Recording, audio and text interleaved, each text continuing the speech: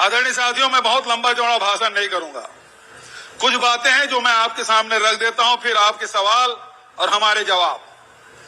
तो पहली बात तो यह है कि अभी जो हमने 15 अगस्त को मैंने जो घोषणा की, अभी जो दृष्टिबाधित बच्चे लोग भी बोल रहे थे, वहीं से मैं शुरू करता हूं कि जो छात्र छात्राएं दूर से कॉलेज पढ़ने आते हैं, सबके लिए निःशुल्क बस सेवा उपलब्ध रहेगी। दूसरा, अभी अंबिकापुर के एक छात्रा ने यूपीएससी की तैयारी की बात की, आईआईटी के मेडिकल कॉलेज के तैयारी के बारे में बात की।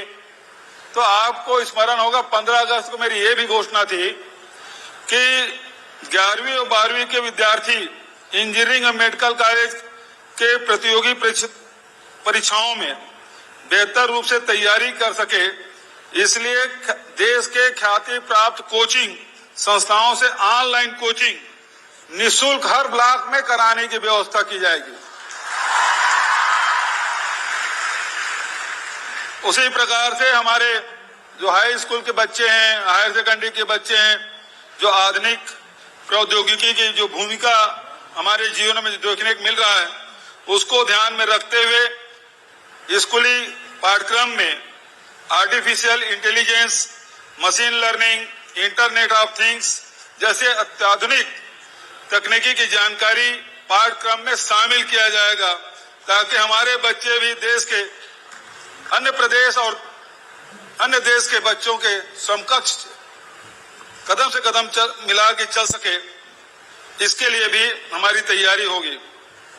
और महिलाओं के मान सम्मान के बारे में बहुत सुंदर बात हमारे एक युवा साथी ने कही कि महिलाओं का सम्मान होना चाहिए। तो इस बात को ध्यान में रखते हुए महिलाओं की सुरक्षा, सम्मान और उसकी अस्मिता बनाए रखना हमारी सर्वोच्च प्राथमिकता है। और हमने निर्णय लिया है, बालिकाओं या महिलाओं से छेड़छाड़, दुष्कर्म आदि के आरोपियों को शासकीय नौकरियों से प्रतिबंधित किया जाएगा।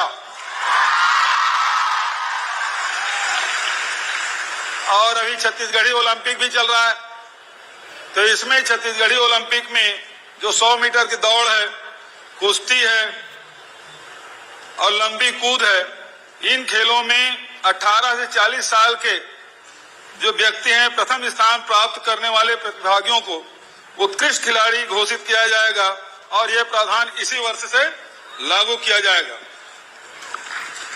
अभी पोस्ट ग्रेजुएट की बात कही थी, तो अभी नए जिले जितने खुले हैं उसमें एक जिला बच गया बोल रहे हैं, लेकिन वहां भी पोस्ट ग्रेजुएट सभी जिलों में खोला जाएगा।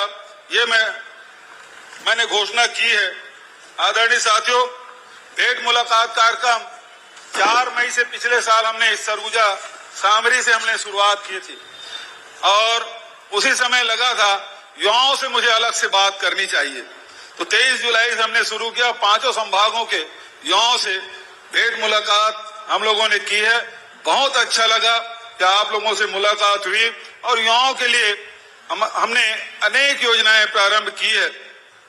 जैसे अभी खेल कूद की बात है, उसी प्रकार से आपको जानकारी दूं कि पूरे प्रदेश में 33 नए महाविद्यालय खोले गए, खासकर दूरस्थ अंचलों में, चाहे वो सरगुजा हो चाहे बस्तर हो, सर्वाधिक इन्हीं संभाग में महाविद्यालय खोले गए।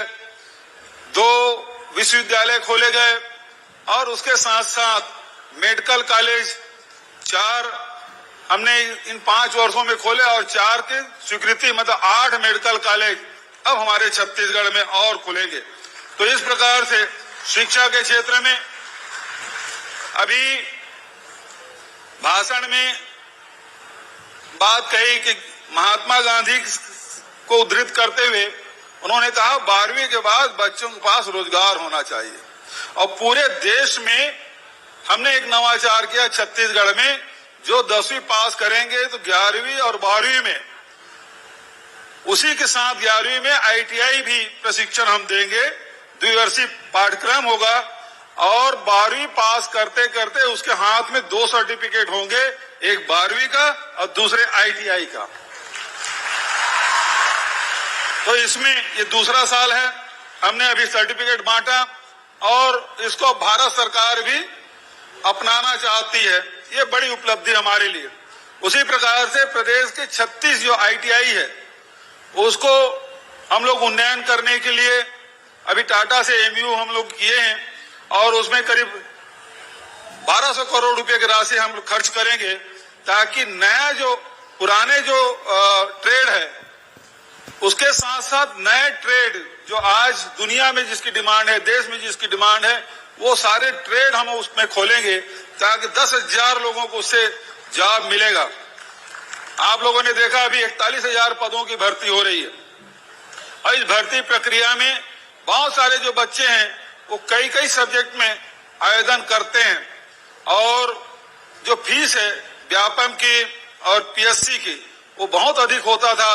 तो फिर सोचते थे कि मैं इसमें परीक्षा दिला देता हूं, इस पद में परीक्षा नहीं दिलाता।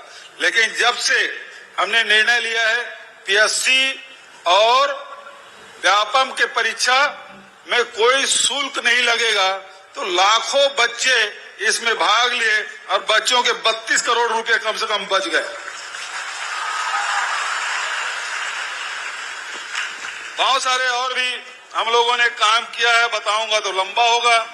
लेकिन अभी रोजगार की बात सब साथियों ने कही, जो कृषि घाटे का धंधा था उसको लाभ का धंधा हमने कर दिया, गौपालन जो घाटे का धंधा था वो लाभ का धंधा कर दिया, लघु उपज उसकी कीमत तय कर दी। अब हम लोगों ने RIPA Mahatma Gandhi rural industrial park हम लोगों ने